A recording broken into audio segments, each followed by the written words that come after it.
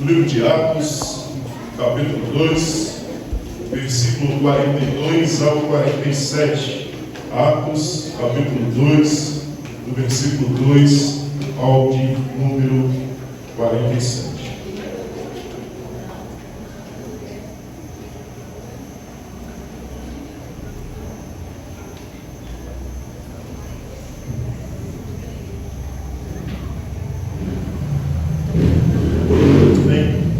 A palavra do Senhor diz assim: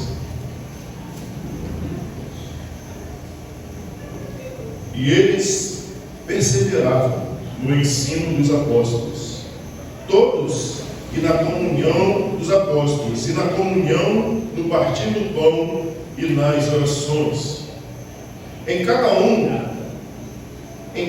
havia temor, e muitos sinais e feitos extraordinários eram realizados pelos apóstolos. Todos os que criam estavam unidos e tinham tudo em comunhão. Vendiam suas propriedades e bens e os repartiam com todos, segundo a necessidade de cada um. E perseverando de comum acordo todos os dias no templo e partindo o pão em casa, comiam com alegria e simplicidade de coração, louvando a Deus e contando com todo o favor de todo o povo, e o Senhor lhes acrescentava a cada dia os que iam sendo salvos. Amém. Poderoso Deus, eterno Pai, Criador dos céus e da terra, Pai, aqui estamos, Senhor, diante da Tua presença. Estamos, Senhor, diante da Tua presença e diante da Tua palavra. Te pedimos, ó Senhor, continua a falar conosco neste lugar. Continua, Senhor, a anunciar a Tua palavra. Continua, Senhor, a nos convencer. Continua, Senhor, a realizar a Tua obra. Continua, Senhor, a fazer o Teu querer. Porque o que nos importa é que o Seu nome seja engrandecido. O que nos importa é o Seu nome ser proclamado. O que nos importa é o Senhor ser exaltado, o Senhor ser engrandecido, pois toda honra, toda glória pertence a Ti. Pai, te pedimos, Senhor, continua a nos falar, assim como o Senhor já falaste por diversas vezes neste culto, assim como o Senhor falaste através das orações, assim como o Senhor já falaste através das palavras lidas, assim como Tu já falaste, Senhor, através do louvor, através da vida de cada um que aqui se encontra. Nós te pedimos, ó Senhor, continua, Senhor, a palestrar conosco. Continua, Senhor, a nos ensinar, a nos instruir. Continua a fazer a Tua vontade em nossas vidas. Que eu diminua para que Tu cresça, que eu suma para que Tu apareça. Que o Seu nome continue sendo exaltado e proclamado para todos sempre. Amém. Amém. Queridos irmãos, estamos fazendo a exposição ao livro de Atos, onde domingo passado nós vimos a respeito da pregação de Pedro, onde Pedro se levanta para explicar àquela multidão o que havia acontecido, as coisas que estavam acontecendo, por que daquele barulho, por que eles estarem falando em outras línguas de acordo com aqueles que ouviam na sua língua materna. Então Pedro começa e se levanta e disse que o que aconteceu naquele dia, no dia de Pentecoste, foi aquilo que Joel, no capítulo 2, versículo 28 e 27 e 32, e anunciou a respeito disso. Então Pedro se levanta anunciando e dizendo e explicando o que tinha acontecido no dia de Pentecostes.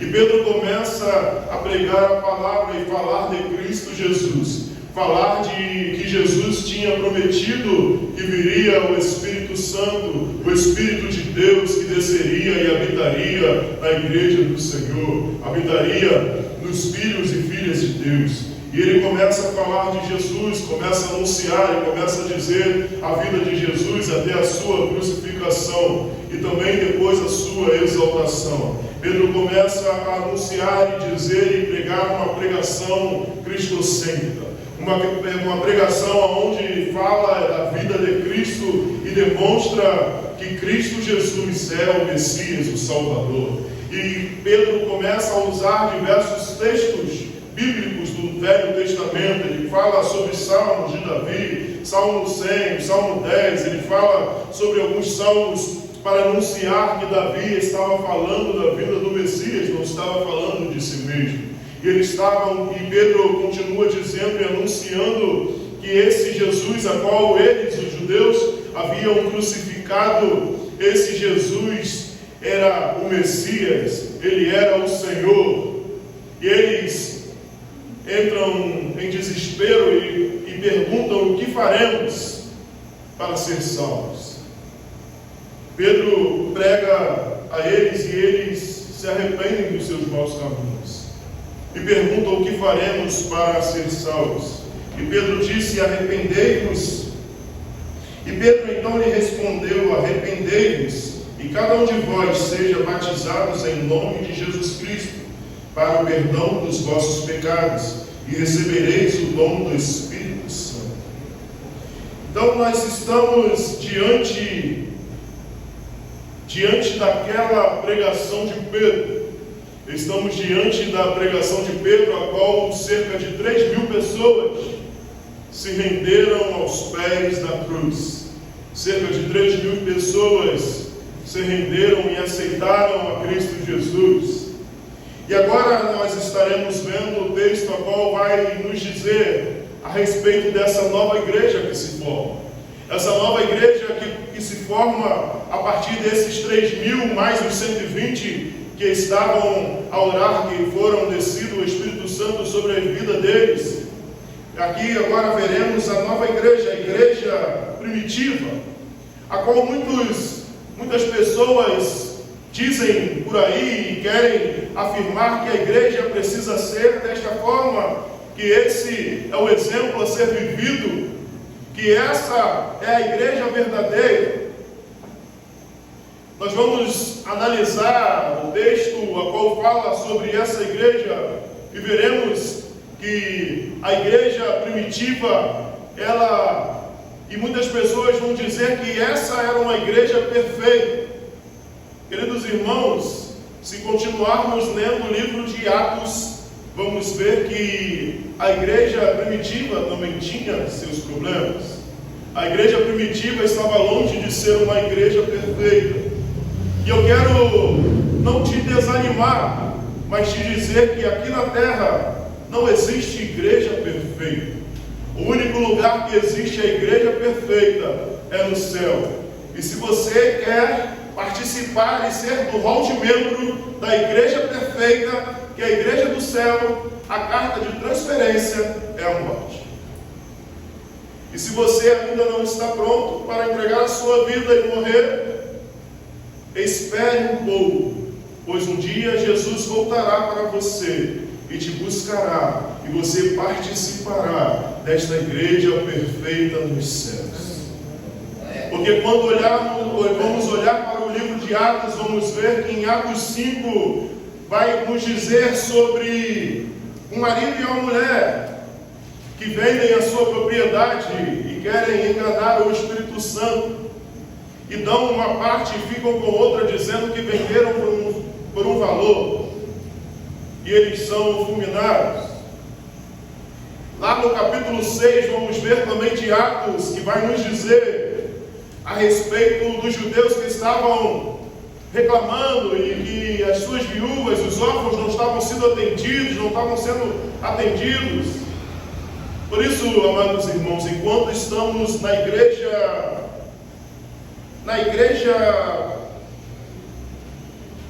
limitante, na igreja que limita contra o pecado, na igreja limitante, não acharemos uma igreja perfeita, mas precisamos buscar a perfeição. Precisamos, como igreja do Senhor, precisamos, como filhos e filhas de Deus, buscar a santificação, pois sem a qual ninguém verá a Deus. A santificação, a separação. Precisamos buscar a separação, buscar a santificação, buscar sermos parecidos com Cristo Jesus, que é o espelho, é o cristão a qual devemos seguir e servir. Por isso, Pedro vai nos Lucas vai nos dizer que eles perseveravam no ensino dos apóstolos, e na comunhão, no partir do pão e nas orações. Eles perseveravam nos ensinos dos apóstolos. Aquela igreja perseverava no ensino. Aquela igreja perseverava no ensino dos apóstolos, porque aquele povo vinha de uma cultura judaica, vinha do judaísmo, a qual o judaísmo tinha os seus ritos, tinha as suas crenças, tinha aquilo que eles acreditavam e aquilo que eles viviam. Então eles perseveravam no ensino dos apóstolos. Os apóstolos instruíam e ensinavam o que Cristo Jesus deixou para eles e que eles viessem a instruir. Aquilo que Cristo Jesus deixou para a sua igreja. Muitas pessoas vão dizer que, por causa de algumas coisas que encontra aqui no texto, que você não precisa ir a uma igreja, que você pode cultuar o Senhor em casa, e os desigrejados, aonde depois da pandemia aumentou por demais, aqueles que deixaram de ir a um templo para adorar ao Senhor, dizendo que em suas casas não precisam de igreja para ser cristãos, para servir a Cristo Jesus. Mas não foi essa a ordem que o Senhor nos deu, onde Jesus vira para Pedro e disse: tu és Pedro, e sobre esta igreja, falando dele, de Jesus, ele iria edificar a sua igreja. Sobre Cristo Jesus, somos edificados como igreja do Senhor. A igreja do Senhor, ela é edificada sobre Cristo Jesus, sobre o sacrifício de Cristo Jesus. Iremos analisar as Escrituras e ver que aquele povo, que vinha da cultura judaica, eles estavam sendo instruídos e eles perseveravam no ensino dos apóstolos. Eles perseveravam no ensino da palavra. Nós precisamos, como igreja do Senhor, perseverar no ensino da palavra. Precisamos, como igreja do Senhor, perseverar em conhecer o Senhor e ser conhecido por Ele. Precisamos, como igreja do Senhor, estar nos dedicando na leitura da palavra, no ensino da palavra, nas orações contínuas, em busca ao Senhor em todo o tempo. Precisamos, como igreja do Senhor, estar em todo o tempo conectado com o Deus da igreja. Precisamos, como igreja do Senhor, buscar a santificação. Por isso, ele vai nos dizer: e eles perseveravam no ensino dos apóstolos e na comunhão. E eles também perseveravam na comunhão. A igreja precisa viver em comunhão. A igreja precisa viver, do grego koinonia, precisa viver em comunhão, precisam viver um só propósito. O que significa koinonia no grego é viver um só propósito. Precisamos viver um só propósito. Precisamos amar a Deus acima de todas as coisas e o nosso próximo como a nós mesmos. Precisamos, como igreja do Senhor, do ensino da palavra, mas precisamos ter comunhão com os nossos irmãos. Nós vimos no livro de João, no Evangelho de João, a qual Cristo Jesus nos deixa um novo mandamento, Ele nos dá, que devemos amar uns aos outros. E o próprio Jesus anuncia que seremos conhecidos por esse amor. Seremos conhecidos por amar uns aos outros. E assim seremos seus seguidores, seus discípulos. Só seremos discípulos de Cristo Jesus se amarmos uns aos outros. Por isso, a igreja do Senhor precisa viver em comunhão. Precisam viver em um só propósito. Precisam caminhar em direção ao céu. Precisa caminhar em direção a Cristo Jesus, que é o autor e consumador da nossa fé. E no partir do pão e nas orações, a igreja estava reunida no partir do pão. estava reunida em relacionamento. A igreja não tinha somente um relacionamento dentro da igreja, dentro do templo, mas elas tinham um relacionamento entre irmãos no partir do pão. Eles estavam compartilhando, eles estavam sempre reunidos, eles estavam sempre juntos, eles estavam sempre em comunhão com os seus irmãos. E também nas orações. Aqui está no plural porque eles continuavam com algumas práticas judaicas. Eles eram judeus convertidos ao cristianismo, mas eles continuavam vivendo algumas práticas do judaísmo, a qual oravam 3 vezes ao dia, a qual iam ao templo algumas vezes ao dia. Eles continuavam nessas práticas, vivendo algumas práticas judaicas, não as de ofertas de animais, porque eles acreditam e acreditaram que Cristo Jesus veio para morrer pelo meu e pelo seu pecado. E por isso eles viviam orando ao Senhor, viviam buscando ao Senhor em oração. A igreja do Senhor precisa buscar o Senhor em oração. A igreja do Senhor precisa viver uma vida em oração.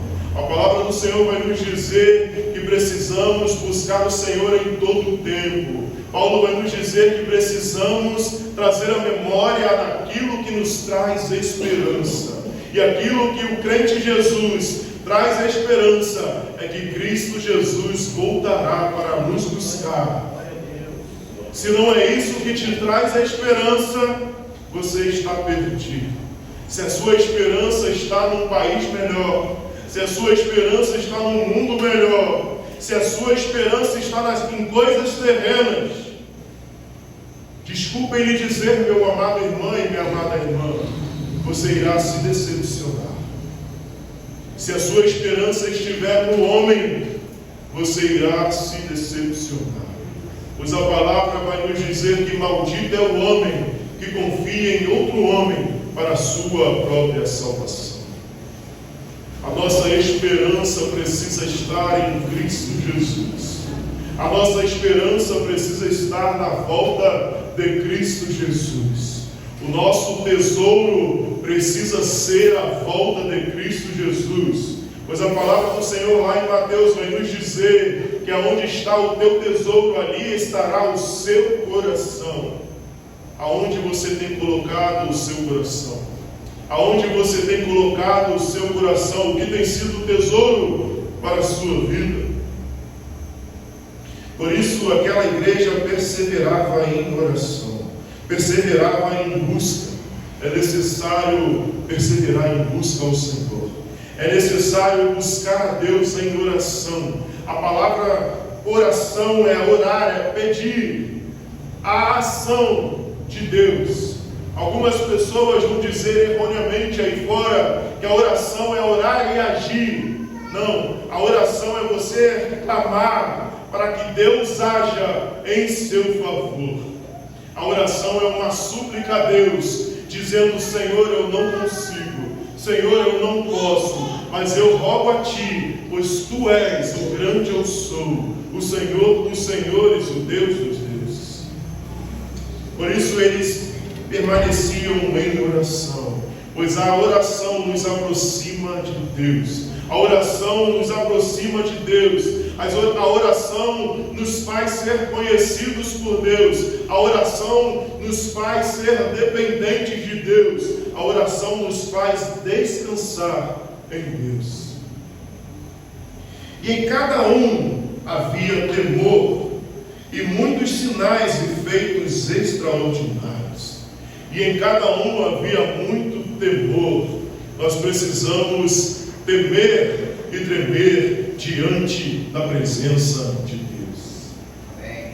Muitas pessoas têm vergonha de falar ou de fazer algo diante do pastor, diante de alguém, mas não tem esse temor de fazer algo todos os dias diante dos olhos de Deus. O salmista vai nos anunciar e nos dizer que Deus ele é onisciente, onipresente e onipotente. Ele está em todos os lugares. Ele tem todo o poder e Ele sabe de todas as coisas. O salmista vai dizer que ainda que a palavra chegue à sua boca, o Senhor já contemplou. Por isso precisamos temer e tremer diante da presença de Deus. Precisamos ser verdadeiros cristãos em Cristo Jesus. Precisamos não somente sair das nossas casas com a Bíblia debaixo do braço e dar a paz do Senhor para todas as pessoas na rua, demonstrando ser alguém que dentro da nossa residência, dentro do nosso trabalho, dentro das nossas amizades, nós não somos. Precisamos viver aquilo que anunciamos e pregamos e que dizemos acreditar e ser filhos de Deus. Precisamos temer a presença do Senhor. Precisamos viver de modo que o Senhor resplandeça o seu rosto na minha e na sua vida, de modo que possamos falar igual o apóstolo: não vivo mais eu, mas Cristo vive em mim. É necessário viver o Evangelho, e só vive o Evangelho quem teme diante de Deus. Só vive o Evangelho quem teme diante daquele que está te olhando e te vê e contempla o desejo do seu coração. E cada um havia temor.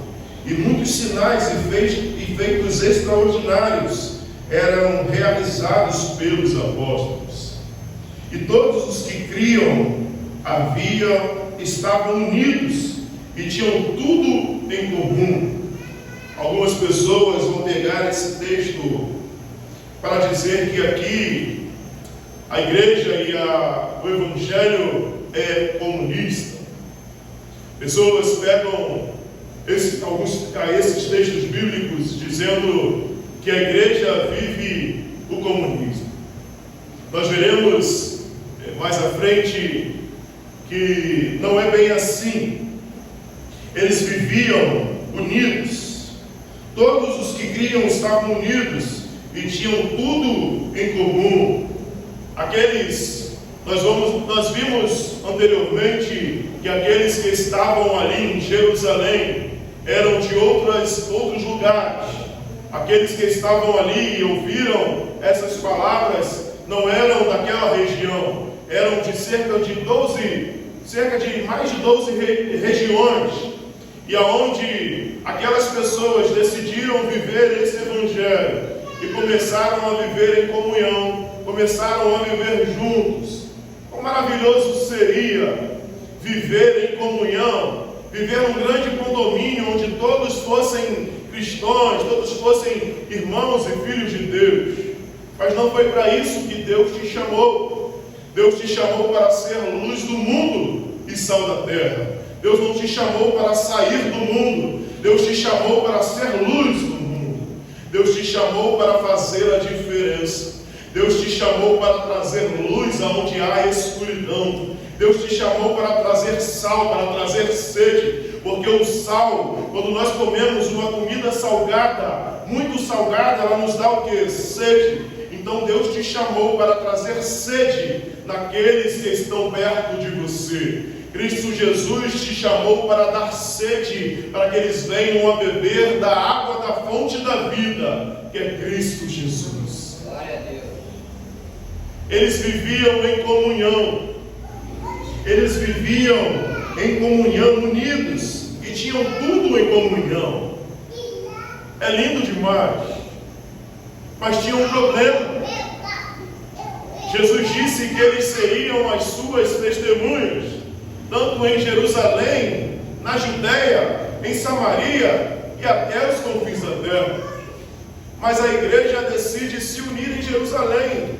Eles estavam vivendo em comunhão. E tinham tudo em comum. Ninguém tinha, isso é meu, isso é seu, tudo em comum.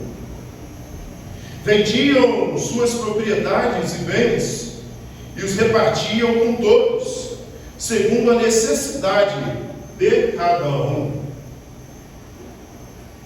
vendiam as suas propriedades e bens e os repartiam com todos, segundo as necessidades de cada um. Só esse texto quebra o comunismo, porque o comunismo nada mais é do que tudo aquilo que você possui, tudo aquilo que você tem, regido pelo governo, a qual você não possui nada, e ele que divide, que dá e que reparte. Aqui eles vendiam as suas propriedades com o desejo do seu coração, não por uma obrigação. Eles vendiam as suas propriedades e vendiam os bens e os repartiam com todos, segundo as necessidades de cada um. Eles demonstravam aqui que porque Cristo Jesus os alcançou, os seus bens não eram nada diante disso. E aqui nós conseguimos enxergar um verdadeiro cristão em Cristo Jesus. Aquele que não está preso às coisas deste mundo, aquele que não está preso a recursos, aquele que não está preso em algo financeiro, mas aquele que, se preciso for, ele abre mão de todas as suas coisas por Cristo Jesus. Amém. Aquele que abre mão de seus bens e das suas necessidades por amor dos seus irmãos, por amor daqueles que carecem e que precisam. Aquele que demonstra que o dinheiro não faz a sua vida, mas é você que vive. Por isso, a palavra do Senhor nos diz: escolhei a quem servir, ou Mamon ou a Deus. Aquele povo vendia as suas propriedades e bens e os repartiam um com os outros, segundo a necessidade de cada um. Lembra que aqui não é uma regra de fé e prática, não é algo que deve ser uma igreja que tem que ser desse modo, que tem que ser vivida à risca, porque aqueles que estavam em Jerusalém, muitos não eram dali e ficaram ali, montaram uma igreja, então tinham as suas necessidades, tinham as suas coisas. Aqueles que tinham bens vendiam as suas propriedades em bem dos seus irmãos. E eles vendiam suas propriedades e bens e os repartiam com todos, segundo a necessidade de cada um. Era segundo a necessidade de cada um. E perseverando de comum acordo, todos os dias no templo. Lembra que eu falei que eles se converteram ao cristianismo, mas mantiveram algumas práticas do judaísmo? Eles viviam todos os dias no templo. Eles iam todos os dias ao templo. E tem algumas pessoas hoje que reclamam porque vem à igreja 2 vezes, 3 vezes na semana, dizendo: não, agora nós vamos ter que levar a cama para a igreja e morar lá. Muitas pessoas vão dizer: ah, você só vive na igreja, só faz. Esse povo estava todo dia na igreja, estava feliz. Estava todo dia no templo, e estavam felizes. E perseveravam em comunhão, em comum acordo, todos os dias no templo. E partindo o pão em casa, comiam com alegria e simplicidade de coração. Viviam em comunhão como igreja do Senhor. Viviam em comunhão como irmãos em Cristo Jesus. Viviam para agradar a Cristo Jesus, para buscar a Cristo Jesus. É necessário viver uma vida de busca incessante em agradar o noivo, em agradar o seu noivo, que é Cristo Jesus. Você, igreja, noiva de Cristo Jesus, e Ele voltará para vos buscar. É necessário viver em agrado ao noivo, viver em comunhão, em alegria, em simplicidade de coração, perseverando juntamente com os irmãos louvando a Deus e contando com o favor de todo o povo, e o Senhor lhes acrescentava a cada dia os que iam sendo salvos. O interessante dessa igreja é que ela não nos fala sobre evangelismo. Devemos evangelizar e anunciar a palavra do Senhor, mas as pessoas que olhavam para aquela igreja via algo de diferente. As pessoas que olhavam para aquela igreja viam algo que elas queriam em suas vidas. E que igreja você tem sido? Será que você tem sido uma igreja que as pessoas da cidade olham para você e têm um desejo de virem congregar com vocês? Será que você tem sido uma igreja que tem demonstrado verdadeiramente o amor de Cristo Jesus? Porque aqui vai nos dizer que o Senhor lhes acrescentava. O crescimento vem do Senhor. Mas se nós olharmos o texto, nós vamos ver que eles viviam este amor. Eles viviam o Evangelho de Cristo Jesus. Eles viviam a comunhão que Cristo Jesus nos deixou. E eu te pergunto nessa noite, que igreja você tem sido? Que igreja você tem sido? Que testemunho você tem dado de Cristo Jesus para aqueles que não conhecem o Evangelho? O que você tem deixado para aqueles que se aproximam de você? O que você tem anunciado e tem dito com o seu modo de viver? Pois o próprio Jesus disse que muitos o louvavam com a boca, mas o coração estava longe dele. Porque palavras o vento leva. É necessário ter vida. É necessário ter palavra, mas ter vida que condiz com aquilo que sai da sua boca. Pois a palavra do Senhor nos diz que não pode duas fontes jorrar do mesmo lugar. Ou você jorra a fonte de água viva, ou você jorra a fonte de morte. E que água você tem jorrado? Que água você tem dado àqueles que vêm sedento até você? Que água você tem dado para aqueles que têm precisado ouvir uma palavra? Será que você tem reclamado da vida? Tem reclamado dos políticos? Reclamado de diversas coisas? Ou você tem dito que a alegria está em Cristo Jesus? Que o homem ele é falho, mas que Cristo Jesus nunca nos abandona. Será que você tem vivido este Evangelho? O Evangelho que Cristo Jesus te chamou para viver? O Evangelho que outros que estão lá fora olhem e falem, ali vai verdadeiramente um homem e uma mulher de Deus. Será que é esse testemunho que você tem dado?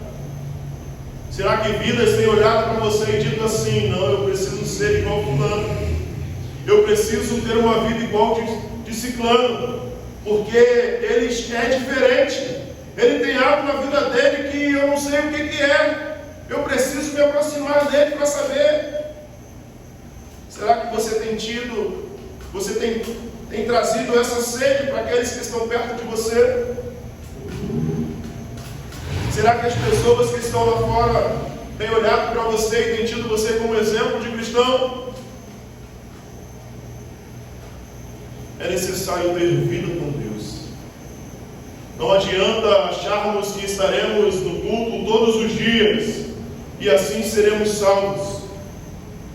É necessário buscar ao Senhor enquanto se pode achar. É necessário buscar ter vida e vida no Senhor. O Senhor morreu na cruz do Calvário para te dar uma vida abundante, mas não para você voltar às velhas práticas pecaminosas, mas para você viver uma nova vida para Ele. Cristo Jesus morreu e venceu o pecado na cruz do Calvário, para que você tivesse uma nova vida, para que você vivesse para Ele e para que você escolhesse viver todos os dias para a honra e glória do Senhor.